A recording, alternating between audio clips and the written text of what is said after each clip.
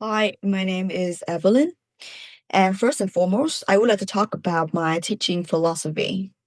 My teaching philosophy is built on mutual respect and emotional safety, ensuring students feel seen and supported and valued as individuals first.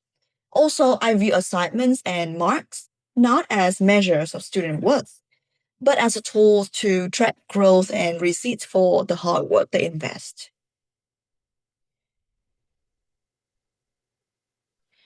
So regarding some details of about my classroom, my year 9 English class consists of 14 to 15-year-old students navigating a critical development stage characterized by a high peer influence and emerging autonomy.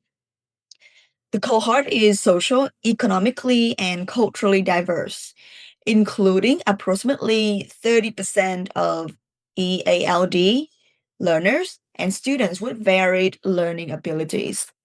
In this environment, balancing firm boundaries with unconditional positive regard, as emphasized by Bill Rogers, 2015, is essential to meet students' fundamental needs for belonging and autonomy, grounded in Glasser's choice theory, 1998.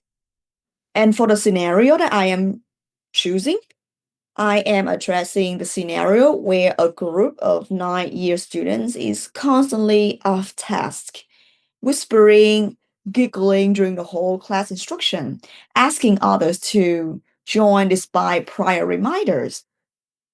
And as I can see it in the classroom, this manifests as low level chronic disruption, subtle eye contact across desks, muffled laughing, and nonverbal bits for peer validation. And the way I see it, this impacts individual well being on multiple levels.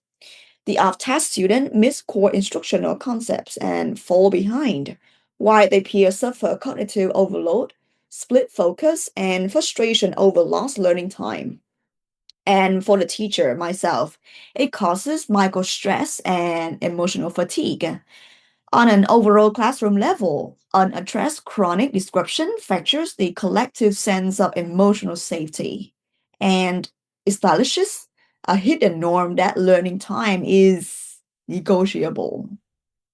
Okay, so when it comes to my action plan, because gentle reminders have failed, I must transition from polite prompting to decisive part and disruption. I structure my response through the Lyford models for stage cycle. Okay, so now for step one, tactical proximity and nonverbal pause. I stop speaking mid-sentence and move near their group. This nonverbal presence disrupts the pattern without placing them on a public stage or provoking power struggles.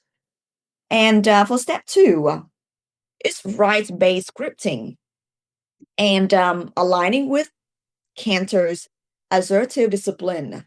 I frame the boundary around rights rather than identity. I can say something like, you have the right to keep private jokes, but every student here has the right to listen and learn without distraction. And for step three, I call it deferred choice within boundaries. So, drawing on Bill Rogers and Classers, I offer a clear, calm choice with immediate compliance time.